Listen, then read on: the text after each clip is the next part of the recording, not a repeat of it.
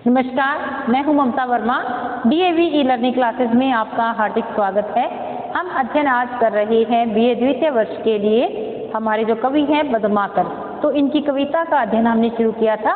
तो उसके आगे की जो काव्य पाठन है, आज हम उसको करने जा रहे हैं।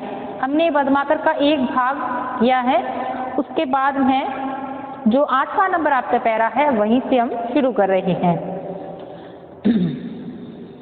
आज बरसाने की नवेली अलबेली बधु मोहन बिलोकी बे को लाज काज लवे रही। छज्जा छज्जा झांकती जरोखनी हवे चित्र सारी चंद समझ वे रही।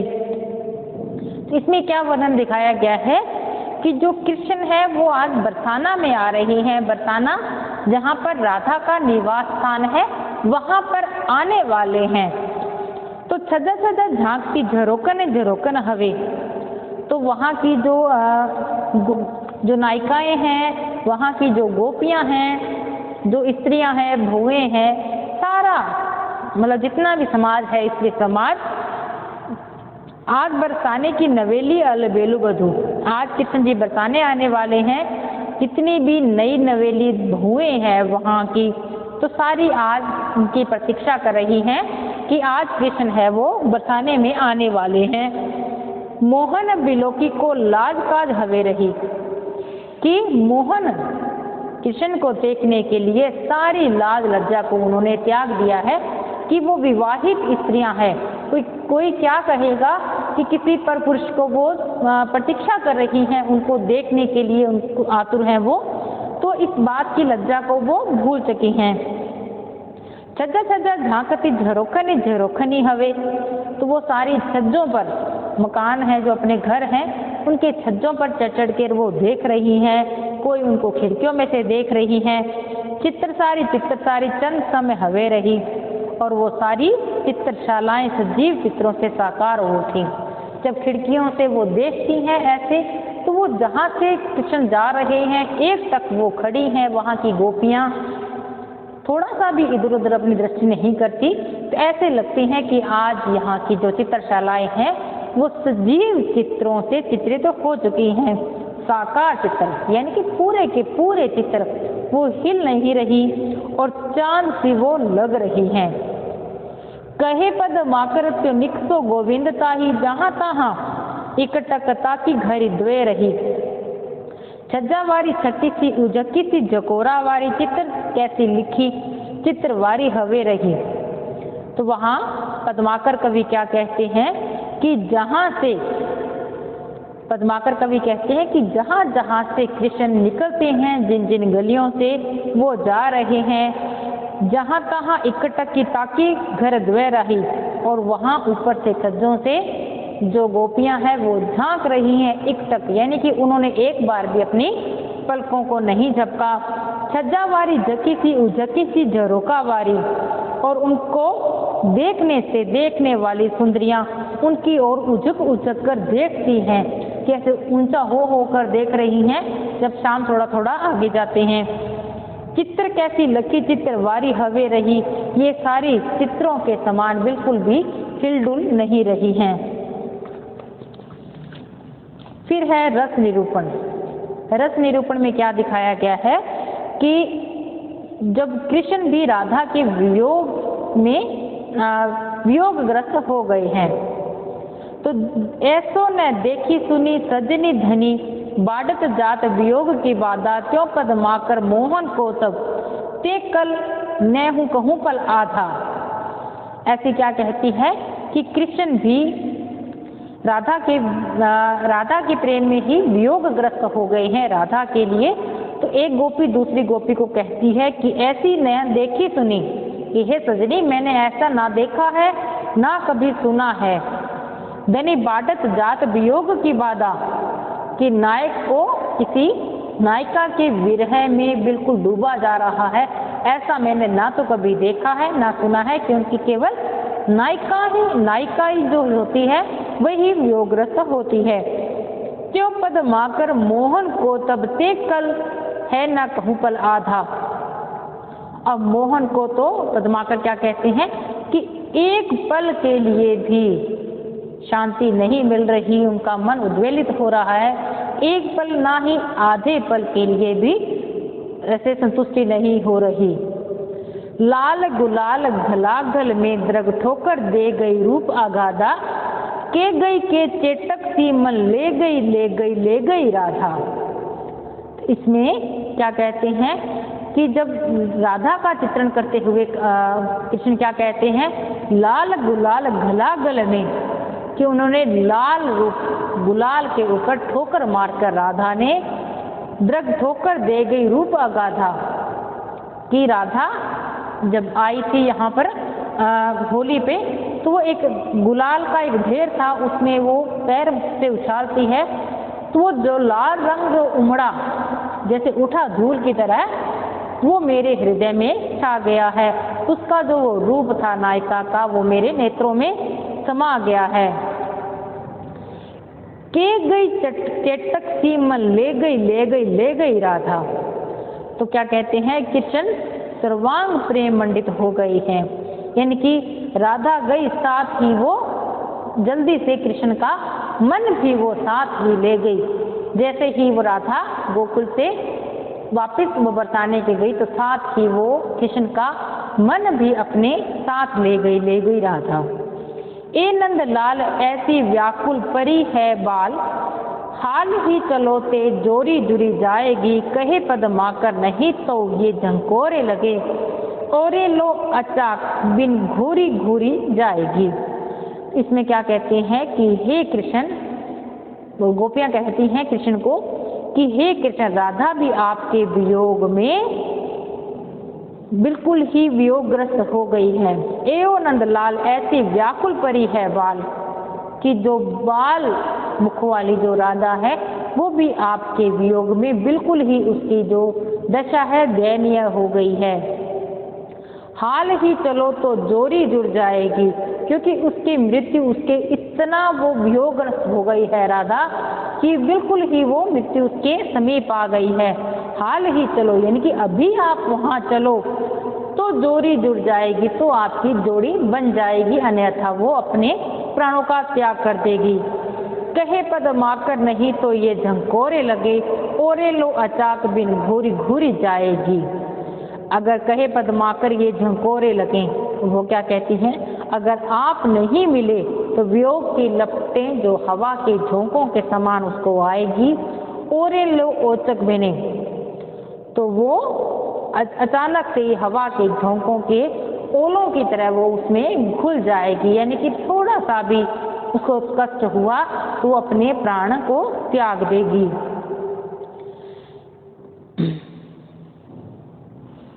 सिरे उपचारण घनेरे घन सारन को देखते ही देखो, दामिनी लो दूरी जाएगी, तो ही चल चैन जोड़ लो, चेती है ना चंद्रमुखी चेतेगी कहूँ तो चांदनी में चुर जाएगी। तो वो क्या कहती हैं, सीरे उपचारण यानी कि सारे ठंडे उपाय, क्योंकि वो वियोगग्रस्त है, तप्त हो रही है वियोग में, तो उससे सारे उपचार कर चुके हैं। कपूर चंदन जैसे सारे उपचार उस पर कर आए हैं। देखत ही देखो दामिनी लो दूर जाएगी, और अपनी सीधे उपचारों की बात आपने सीधी, लेकिन इन उपचारों से वह बिजली सी छिप जाएगी। तो ही लग चैन जो लो चेती है ना चंद्रमुख, चंद्रमुखी राधा का तो तब शांति मिलेगी जब वह होश में आएगी। अगर होश में आती है तो समीप में यदि आप हुए तो वह चांदनी को चुरा ले जाएगी, अर्थात वो प्राणों का अपने त्याग राधा कर देगी। फिर इनके फुटकर दोहे हैं पद्माकर के। तीर पर तरुणी तनुजा के तमाल तरे, तीज की तैयारी आई तकियान में, कहे पद्माकर सो उमंग उमंग उठी, मेहंदी सुरंग की तरंग तकियान में। तो इसमें गोपी राधा से कहती है कि वो क्या देख कर आई है कि तीर पर यानी कि किनारे पर, यमुना नदी के किनारे पर सारे आज पेड़ों में उपवनों में तीज की तैयारी ताकि आई ताकियान में, तीज त्योहारों की तैयारी को वो अब देख कर आई है। कहे पदमाकर तो उमंगी उमंग उठी। वह कहती है कि वहाँ सुंदर सुंदर मेहंदी के फूल उठ रहे हैं, तरंगे वहाँ पर उठ रही हैं, मेहंदी सुरंग की तरंग तकियान की, और वहाँ पर मेहंदी के सुंदर सुंदर फूल खिले हैं और बहुत सी तरंगे वहाँ पर उठ रही हैं। प्रेम रंग बोरी गोरी नवल किशोरी तहाँ झूलत हिंडोरे तो सुहाई सखियान में, काम झूरे उर में उरोजन में दाम झूले, श्याम झूरे प्यारी की अनियारी आंखियान में। तो इसमें क्या कहता है, प्रेम रंगी बोरी गोरी नवल किशोरी तहाँ, राधा गोरी व नवल किशोरी शाम के प्रेम रंग में बिल्कुल ही डूब गई है, झूलत हिंडोरे में सुहाई सखियान में, और अपनियों सखियों के साथ वो झूलती हुई गोरे रंग की जो नायिका है राधा, वो बहुत ही सुंदर लग रही है। काम झूरे उर में, उसके मन में है वो कामदेव झूल रहा है, उरोजनों में दाम झूले, हृदय में कामदेव झूल रहा है, सुंदर माला उस पर झूल रही है, श्याम झूरे प्यारी की अनियारी आंखियान में, और जो राधा तो झूला झूल रही है लेकिन श्याम राधा के नेत्रों में झूल रहे हैं, यानी कि राधा को केवल श्याम ही श्याम दिखाई दे रहे हैं। गोकुल के कुल को तजी के भजी के वन विथिन में बढ़ी जाए, जो पदमाकर कुंज कछार बिहार पहाड़न में चढ़ी जाए। तो प्रेमासक्त गोपी क्या कहती है कि गोकुल के कुल को तजी के, कि मेरा मन गोकुल को त्याग कर भजी के वन विथिन में बढ़ जाए, उस मार्ग पर जाने को होता है जहाँ पर शाम गए हैं, यानी कि गायों को चराने के लिए जिस मार्ग से शाम गए हैं, मेरा मन भी होता है कि मैं उस पथ पर चली जाऊं। क्यों पदमाकर कुंज कछार बिहारन पहाड़ में चढ़ जाए। पदमाकर कवि क्या कहते हैं कि कृष्ण की लीला का स्थल है जो कुंज है कछारों में पहाड़ों पर, मेरा मन करता है भी मैं भाग कर वहाँ पर चढ़ जाऊं। है नंद नंद गोविंद जहाँ जहाँ तहाँ नंद के मंदिर में मढ़ जाए, और मैं भाग कर नंद के महलों में चली जाऊं और जादू का एक चित्र बनाऊं और वहाँ के मंदिरों में ही रह जाऊं। यो चीज चाहत एरी मटू मनमोहन लेके कहूँ कटी जाऊं। मेरा मन करता है कि कृष्ण को लेकर कहीं मैं दूर चली जाऊं, बटू मनमोहन लेके, कि मनमोहन को मैं लेकर कहीं दूर चली जाऊं। के कहूँ कटी जाए, फिर मेरा वियोग होगा ही नहीं, कि मैं कृष्ण को लेकर शाम को लेकर कहीं दूर चली जाऊं तो मेरा मन किसी प्रकार से वियोगग्रस्त नहीं होगा। पहरे निशाने दिशानी जाहिरी धवल दल बंक पंथ से, हय हिशनी हर्षित बीरबल फूले फिर तरती कांत से। तो इसमें कवि क्या कहता है, पदमाकर वर्षा ऋतु की तुलना करता है सेना से, कि सेना के समान लग रहे हैं।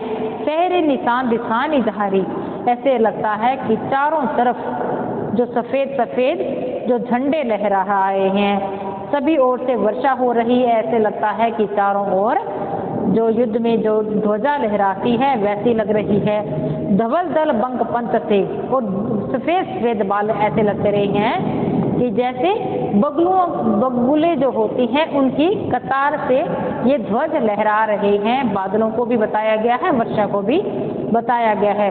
हय हिर्षानी हर्षित बीरबर, कि सभी लोग क्या है वर्षा के कारण में सभी के लोगों में हय हर्षित, उनके मन में जो कामदेव के घोड़े दौड़ रहे हैं। फूले फिर रतिकांत से, और रति के कारण वो इधर उधर घूमते हुए फिर रहे हैं। बल के सवार सपूत अति, और घोड़ों को अत्यंत जो बलवान जो सवार है मजबूत नद से और नदी नालों के समान वो उमड़ रहे हैं। अरे और ओरे सी परे घन घोरी गोली गुमड़ी के, और घनघोर घटाओं के उमड़ने से ऐसे लग रहा है कि उनके दुश्मनों की ओर से ओले के समान गोलियां चल रही हैं। सिर कटही सिर काट धर कटही धर कटी सुह कटी जात है, इमी एक ही बार में कटी भट गति बिन गात है। तो इसमें जो कवि हैं पदमाकर, इनके आश्रयदाता थे हिम्मत बहादुर कवि, तो उनकी वीर सेना का वर्णन करते हुए कह रहे हैं कि जब आकर युद्ध होता है तो युद्ध में वो दिखा रहे हैं सिर कटही, कि सिर कटे हुए हैं, सिर काट धर, सिर अलग हो गए हैं धड़ से, धर कट सुहे कटी जात, और जो श्रेष्ठ घोड़े हैं उनके भी सिर अलग हो गए हैं कट कट के। इमी एक ही बार में कटी भट बिन गात हैं। इस तरह के आक्रमण में एक ही बार में योद्धा कट कट करके शरीर से रहित हो रहे हैं।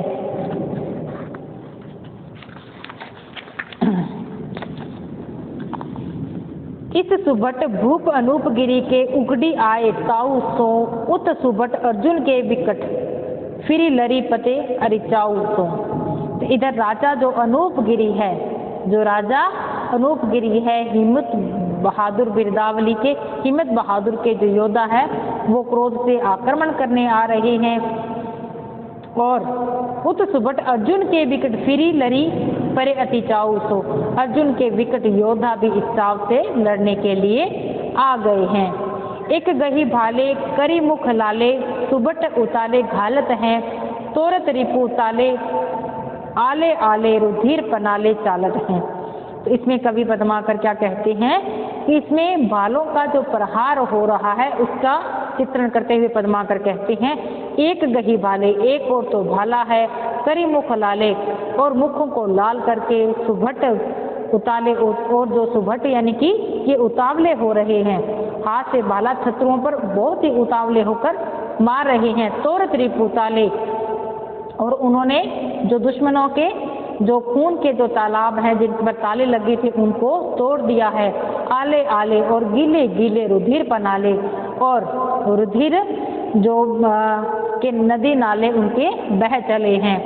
झारत अति जर के बिरनी उर से पुरजे पुरजे काटी करे हथियारनी सूट नेकू न हटे खलदल कूप लपटी अरे।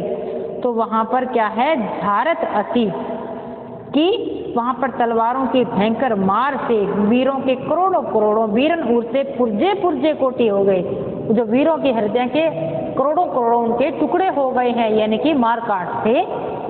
हथियारन सूटे उनके हथियारों से, योद्धा के हथियारों से लड़ रहे हैं। और नेकू न हटे, थोड़े से भी पीछे नहीं हट रहे हैं, यानी कि थोड़ा सा भी वो डर नहीं रहे हैं। खलदल कूटे लपकी परे और शत्रुओं को लपक लपक कर वो मार रहे हैं।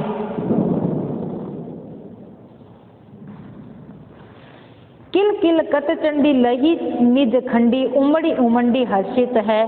संगले बेतालनी दे दे तालनी मज्जा जालनी करसाते हैं।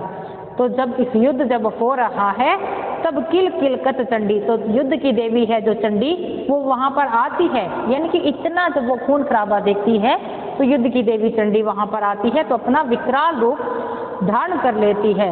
किलकिलाती हुई आती है, लही निज खंडी और हाथ में अपनी खंडी तलवार लेती है और उमंडी उमंडी उमंडी हटती और बहुत ही उमड़ उमड़ कर प्रसन्न वो हो रही है। संग ले बेतालनी और अपने संग बेतालनियों को साथ लेकर आई है। दे दे तालनी और बहुत जोर जोर से वो तालियों को पीट रही है। मज्जा जालनी और जो वीरों का मज्जा जाल खा रही है, कर सकती है। और जो उनका जो जाल है मज्जा मस्तिष्क का जो जाल है वो खींच खींच कर वो नरचंडियां खा रही हैं। जग्गी ननी जमाती ही हर्षाती खद खद खाती मासन को रुधिर्न तो भरी भरी खप्पर धरी धरी नचती करी करी हासन को। तो इसमें कवि क्या कहता है कि इसी समय योगिनियां की जमातें हैं वो बहुत ही प्रसन्न हो रही हैं इस खून खराबे को देखकर। जब वो इतनी कटी फटी लाशें देखती हैं तो वो बेहद ही प्रसन्न हो रही हैं। ये हर्षाती अपने मन ही मन में वो बहुत ही प्रसन्न हो रही हैं। खद खद खाती मासन को, और जो मांस पड़े हैं बहुत सारे वीरों के उनको खोद खोद कर वो खा रही हैं। रुधिर तो भरी भरी और खप्परों में खप्पर धीरे धरी और खप्परों में खून भर भर कर वो पी रही हैं। नचती करी करी हासन को और खप्परों में खून भर भर कर खाती हैं और खाती हुई वो हंसती हैं जोर जोर से और नृत्य भी वो कर रही हैं। ये तो था प्रताप सिंह बिरुदावली राजा का था, उसका हिम्मत बहादुर का युद्ध का वर्णन है। इसके बाद में कवि वर्णन करता है इसका प्रताप सिंह बिरुदावली का। कामद कला निदान कोविद कविदन को काटक कलेश किल कल्पतरु कैसे, कामद विधान मन, ये जो प्रताप सिंह शाही जो यहाँ के राजा थे जयपुर के, तो उन्हीं का वर्णन करते हैं कि कामद यानी कि ये मन वांछित फल देने वाले हैं। किसको? कला निधान, जो कला के निधान है यानी कि कवि है या विद्वान है, कोविद कहते हैं विद्वान को, कवि वृंद को, काटत क्लेश, उनके सारे क्लेशों को काट देते हैं। किल कल्पतरु कहते हैं, जैसे कि कल्पतरु हैं सभी के दुखों का नाश करना होता है, नाश करने वाले होते हैं, सभी को सुख देने वाले होते हैं, वैसे ही जो प्रताप सिंह है ये भी ऐसे ही राजा हैं। कहे पद माकर भगीरथ से भागवान, भानु कुल भूषण भयो सो राम जैसे हैं। पद्माकर क्या कहते हैं कि ये भी जो भागीरथ से भगवान, कि ये गंगा की तरह पवित्र हैं, भानुकुल का जो भूषण है भगवान राम, वैसे ही इनका भी चरित्र है। माननी मनोहरन महन महत मजेजवंत, माधव नरिंद तने तेजवंत तेज है। मान्य स्त्रियों का ये मान रखते हैं और ये सबका ही मन हरने वाले हैं। माधव नरिंदर तने तेज, ये माधव सिंह के पुत्र हैं जयपुर के। कुरुम कुलीन मान सिंहावत महाराज, ये तो अत्यंत ही कुलीन वंश से ये संबंधित रखते हैं। साहिब सवाई प्रताप सिंह ऐसे हैं, और ये वहाँ के जो राजा हैं माधव सिंह के, वहाँ के ये जो नरेंद्र है प्रताप सिंह, उन्हीं के ये ही पुत्र हैं। तो आज के लिए इतना ही, मिलते हैं अगली क्लास में इसी पद्माकर को बनाए रखते हुए। तो धन्यवाद।